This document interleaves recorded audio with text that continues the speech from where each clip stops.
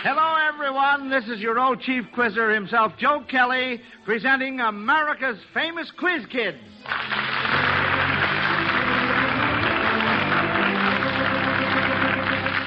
Well, we have a lot of interesting questions in store for you today, and also a former quiz kid whom I'll introduce later on. So let's get right down to work, quiz kids. Here's your first question. Listen, judging by his name alone, what delegate to the United Nations could you locate geographically? Now, while you and our listeners are thinking about that one, let's have roll call. So first we'll start off with Joel. I'm Joel Kupperman. I'm 14 years old, and I'm a junior at Roosevelt High School. Patrick. I'm Patrick Owen Conlon. I'm 13 years old, and in the fall I'll be a freshman at Calumet High School in Chicago. Lonnie. I'm Lonnie Lundy. I'm 14 years old, and in the fall I'll be a sophomore at Maine Township High School in Park Ridge, Illinois. Harvey. I'm Harvey Deitch. I'm 7 years old. I go to Hebrew School, and I'm in grade 3B. And little Frankie. I'm Frankie Vanderplug. I'm 6 years old, and I'm at 1B at the Mount Vernon School, Chicago, Illinois. That's a boy, Frankie. Well, have you kids figured out that first question? Judging by his name alone, what delegate to the United Nations could you locate geographically? We have 3 hands up. Pat's hand was first. Well, it might be Warren, Austin, because Austin is the capital of Texas. Austin, That's Texas. a boy. That's the correct answer, Patty. Yes, sir. Now, our organist, Uncle Lou Webb, is going to help us out with this question, children. If a news commentator used these musical selections as an appropriate background for his newscast, what recent news events would he most likely have been discussing? Here's the first one.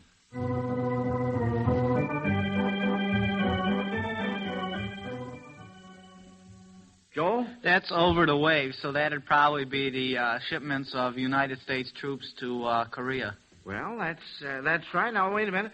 Pat has his Well, it hand might up. also be the swimming of the English Channel by Florence Chadwick. That's also correct. Very good. Uh-huh. Now, let's see what this next one lends itself to.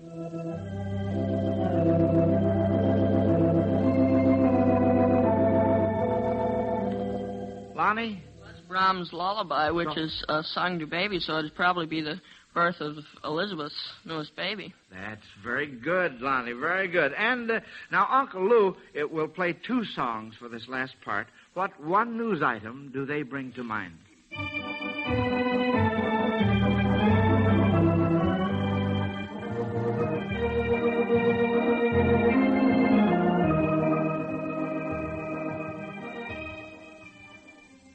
Patty? Well, that first song was East Side, West Side, or the Sidewalks of New York. Right. And the second song was South of the Border. So? Let's see. What New York, one South of news the item? Border. Joel, you had your hand up. Oh, I was just on the song title. Oh, Pat? Well, that might be about the Yanks coming to Korea, going south of the border. Well, that's all right, Pat. I'm thinking of another answer. Joel? Well, could it be the International Trade Fair that people from Mexico are coming to all over Chicago? Well, I'll tell you, kids are warm, and I'm going to tell you the answer I have on my card. Those 2 tunes really suggest the announcement that Mayor William O'Dwyer of New York will resign to accept appointment as the new United States ambassador to Mexico. Yeah. The Senate will probably get this nomination of O'Dwyer from President Truman sometime in September. Well, that's a miss, but then, after all, not exactly a complete miss. Let's go along here to our next question. If you were going to be a modern Tom Sawyer and sail the full length of the Mississippi, what states would you pass on the east and the west? Frankie. On the east side, you might find Minnesota, Wisconsin, and Illinois. And Minnesota. I said that. Well, yes, you said that, yes. Kentucky and Tennessee. I thought maybe we were turning around And there. Right? Mississippi. The what? And there's Mississippi. That's a state. Yes. Oh, yes. And a very good one, too. Yes. And then there's Louisiana. Yes. And on the west side, there's Minnesota. Yes. And Iowa. And Missouri. And Arkansas. And Louisiana. And Missouri's a quite an important state because President Truman, he's our president, and he came from Missouri. You bet he did, Frankie. Yes, sir.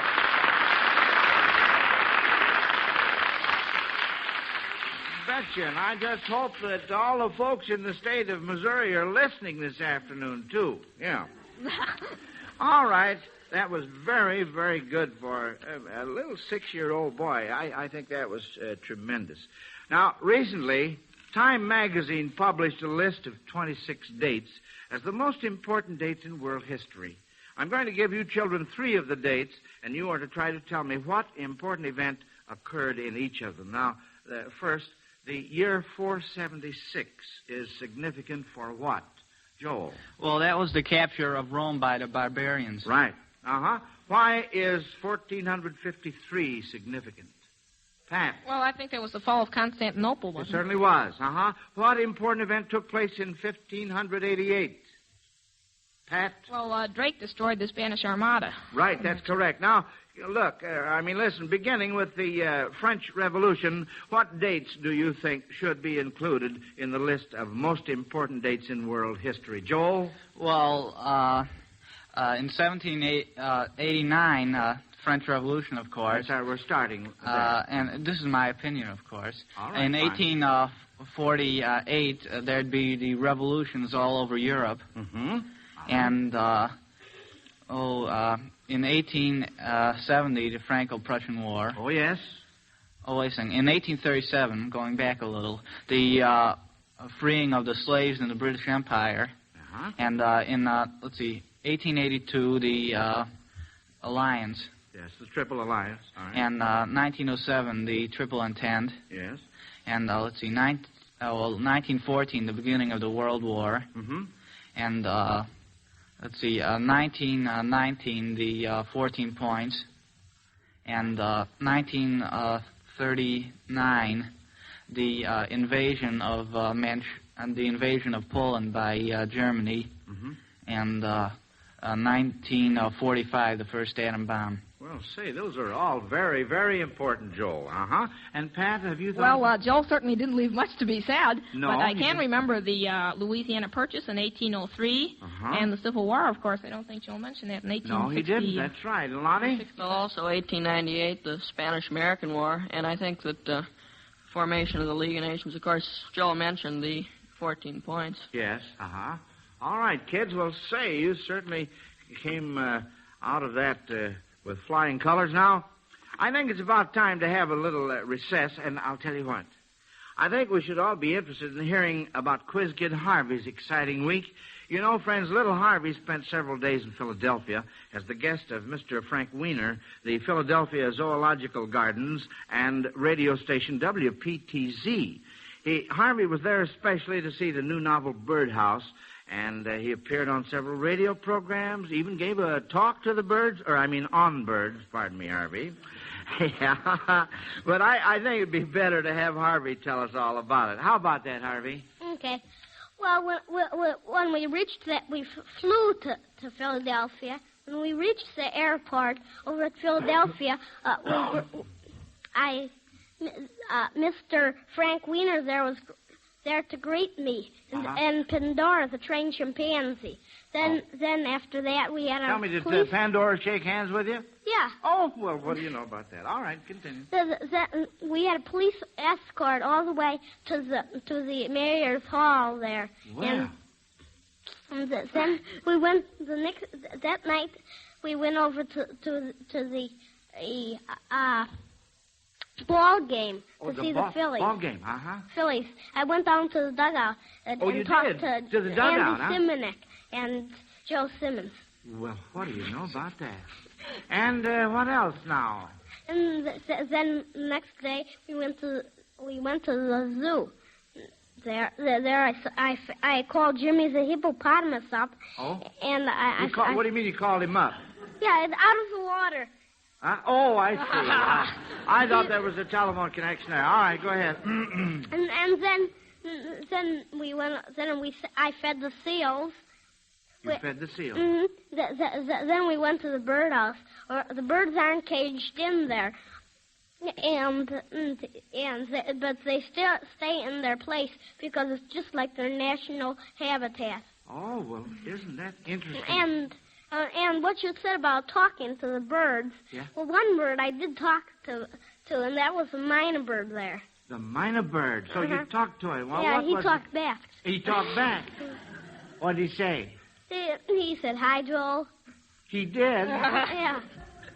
Well, his name was Joe, in fact. Huh? His name was Joe. Oh, now, Harvey, was it really? Yeah. He wasn't an old bird like me, though, I bet. Well, say, by the way, do you notice anything today, Harvey? Folks, Harvey brought back a tie for teacher. Yeah, the old chief quizzer.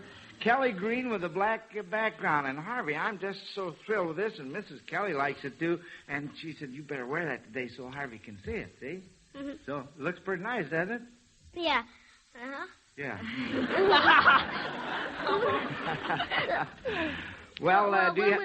Then we went to the reptile house. Oh, you did? There, yeah. I had a snake around my neck.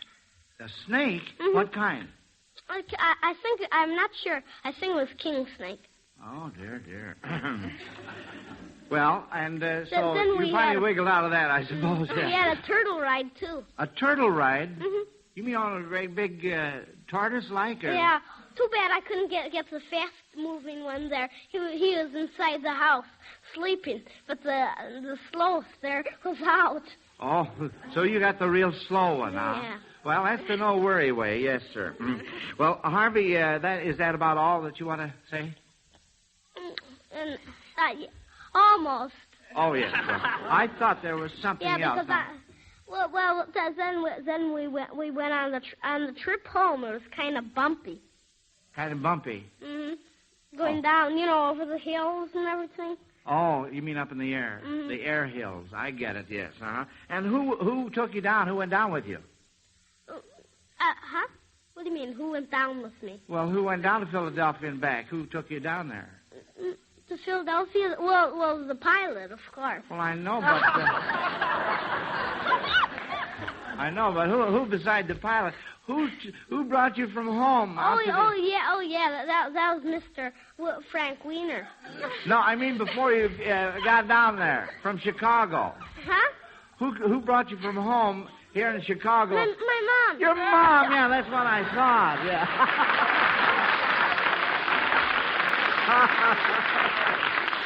Oh, dear. Well, you had a fine time, and I'm glad your mother went along with you, too. I'll bet she enjoyed herself. Now, shall we go along with more questions, Harvey, or do you have anything else? No, I don't think so. All right, fine. Mm-hmm. Well, thanks again for the tie. I like it very, very much. It's my favorite color, huh? You're welcome. Okay. Well, now back to more questions. Now that the canning season is here, let's suppose that a housewife went to the grocer and bought some peaches for $2.50. If the grocer had given her 10 peaches more for the same money, the peaches would have been 10 cents a dozen cheaper. Now then, how many peaches did she buy, and what was the price per dozen? Joel? Well, letting X equal the amount of peaches she got, yes, then you'd have the price per dozen would be 250 over X over 12, or 3,000 over X. Yes. So then you could have in the equation 3,000 over X equals 3,000 over X plus 10, the fraction, plus 10, which would be the difference in price per dozen. That's what I say, yeah. And multiplying out, you get the 3,000 X's cancel out, so you get 30,000 equals 10X squared plus 100X, or 3,000 equals X squared plus 10X, so X squared plus 10X minus 3,000 equals 0. So let's see, X plus 60 times X minus 50 in parentheses equals 0, so X equals 50, so she got 50 peaches. That's right, 50 peaches. And so the price per peach would be 5 cents, and the price per dozen would be 60 cents. And a boy, Joel, that's fine. Oh, that's fine and dandy.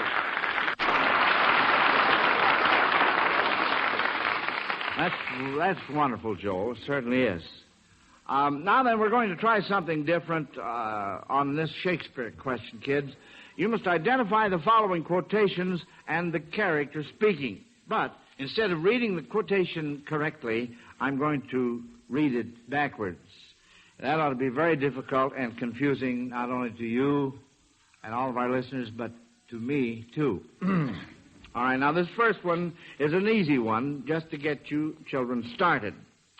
Question, is that be to not or be true? Ronnie? Well, that's to be or not to be. That is a question from Hamlet. I'm not sure who said it. I believe Hamlet himself said it. That's right, Hamlet himself. Uh-huh. All right, now here's the next one. Hand little this sweeten not. Will Arabia of perfumes thee all? Sounds silly, doesn't it, Pat? Well, Lady Macbeth said it, and it's kind of long for me to translate from front to back now, but Lady Macbeth said that in Macbeth. That's right, and you couldn't tell me. Well, all the perfumes of Arabia not sweeten this little hand, I think. That's right, uh-huh. And now here is the last one. Sweet as smell would name other any by rose a call we which that name a in what? Ronnie. Well, I'm not sure who said it to who, but the quotation is from Romeo and Juliet. That's right. And Joe? Juliet said it to Romeo. No, she said it to the moon sword, to speak. He was listening, though. Romeo. So, can you... rose by any other name would smell so sweet. Well, it starts out with... I read it backwards there. What's in the name? That which we call a rose. Yeah, that's all right. That's good enough for me. Now, by the way, an old friend of ours is celebrating its 30th birthday this week. The Quiz Kids and I send our very best wishes to radio station WWJ, NBC's affiliate in Detroit, Michigan. Now, just think of it, folks. 30 years on the air, serving our Motor City friends. So, happy birthday, WWJ in Detroit, and many, many happy returns of the day.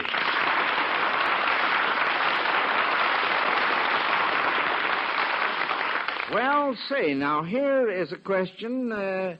In what unusual ways do the sea hedgehog, the deep-sea eel, and the coral fish protect themselves? Harvey.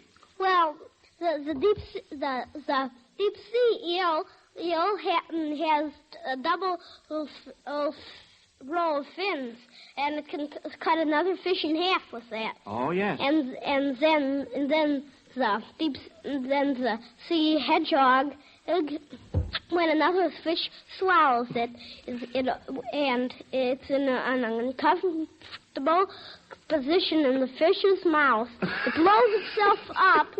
And then the quills like sticks through the fish's body, pierces through the skin, and calmly swims out. Yeah. Then the coral fish, it has something like the deep sea eel has only one set of fins. So, and when it rubs it on another fish, it poisons it because it has a poisonous pair of fins. That's very, very good, Harvey. You bet.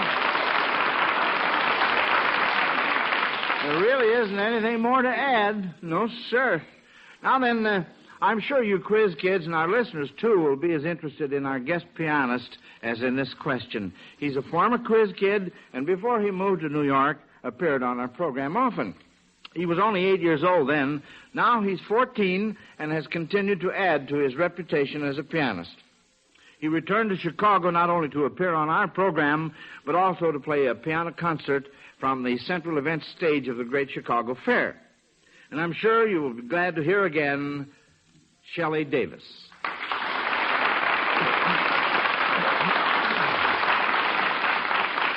Well, how does it seem to be back in the Quiz Kids classroom, Shelley? Fine. This is one classroom I've really missed in New York. Well, we're mighty happy to have you with us. And now, kids, here's the question. It combines symphonies and baseball. If each of the following symphonies that Shelley will play was named for the baseball team that held the same position in the league standings as the number of the symphony itself, what might be the name of the symphony. Now, for instance, if Shelley played Brahms' Symphony No. 4 in E minor, it might be called the Red Sox Symphony or the Cardinals Symphony, since those teams are in fourth place in the American and National Leagues. Now, you catch on to the idea? All right, here we go. Now, Shelley, play the first one.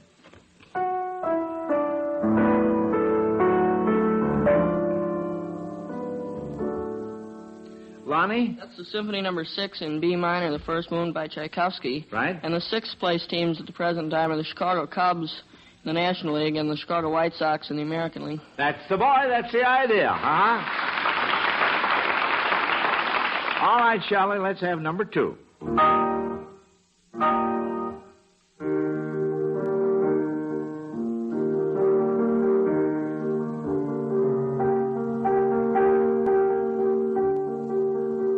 Lonnie? That's the opening of the Symphony No. 3 in E-flat major, the Eroica Symphony by Beethoven. Right. And the third place teams right now are, let's see, Boston in the National League and New York in the American League. That's very, very good, Lonnie. Very good. And here's the last one.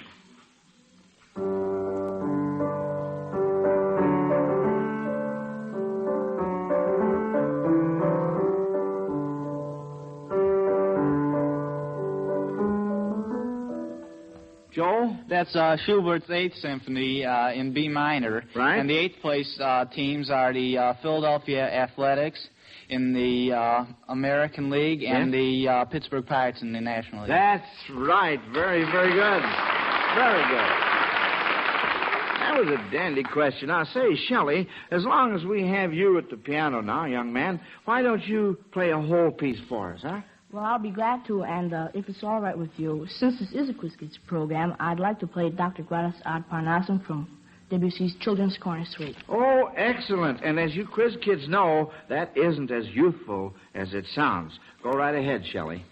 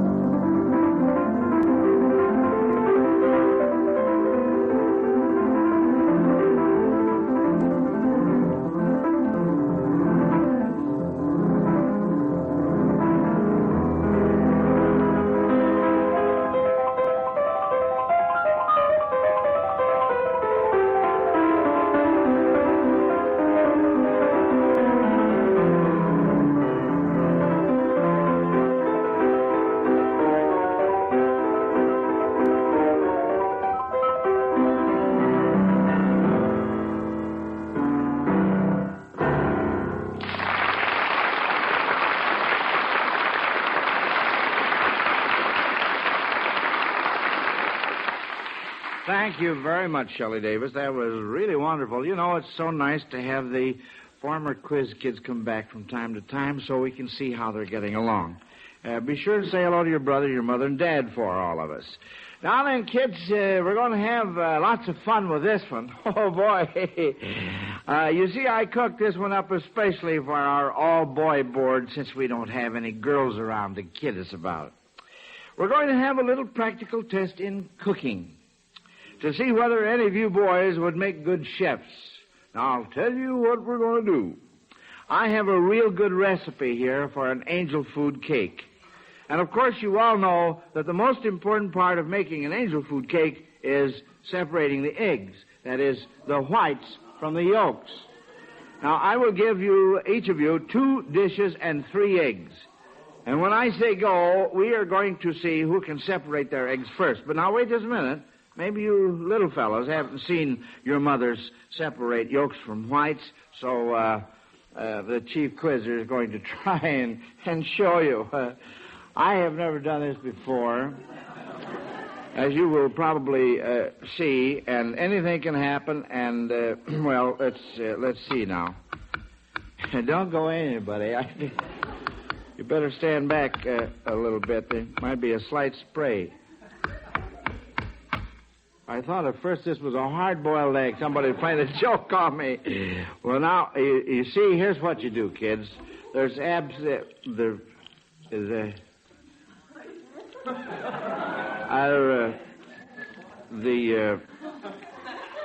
well, say, I'm not doing so good. Oh, dear, I dropped the whole thing down. Well, all right, that's a rough idea, kids. Now then, when I get ready, or when you're ready, you see, you break the egg in half like I did there, only do a better job than I did. Now watch out for those eggs. Are you ready? Get set. Go. Oh, boy. Oh, say. The eggs are really getting the breaks. Yeah. Somebody missed the plate. The egg. Uh-oh. Joel dropped his all over his desk. Now he's trying to scoop it up. He throws his hands up and says, no. Oh, boy. Look at look at Lonnie. Lonnie's using both plates, and he's getting along pretty good. Who's finished first now? Be careful, Frankie. Frankie, I'm afraid some of the yolk is on you. Oh, boy, say. Now, Joel and Lonnie are shaking hands, and I don't know why. I guess that's the bell. Saved by the bell. Nobody wins. Is a tie. And we have eggs here and there, and especially, I think the yolk is on all of you kids and myself, too. Well, I am too, Frankie. Yes, sir. You really handle that egg very nicely. Well, of course, the old school bell means that that's the end of class for today. And while we're waiting for the judges to make out today's report cards, I'd like to tell you a little bit about next week's program. Along with a lot of interesting questions, a little bird told me that we're going to have the lovely songstress, Miss Evelyn Knight, who is appearing at the Empire Room at the Palmer House here in the classroom with us. That should be very, very entertaining, Quiz Kids, and I'm sure you and our listeners won't want to miss next week's program. Now, let's see. Here are the grades. Let's see who wins today. And remember, whether you win or lose, you will each receive a $100 savings bond for your future education. You had one miss as a group, and after... not thinking about the eggs at all. And after taking into consideration your age as well as the number of questions you answered correctly, the final report is Pat was first, Joel second, Lonnie and Harvey tied for third. So you four, together with Angus Paris Macias, 5 years old, will make up our class for next week when we'll expect all you listeners out there to be with us again. So until next Sunday then, this is Joe Kelly dismissing the Quiz Kids. Goodbye, kids. Goodbye, Kelly.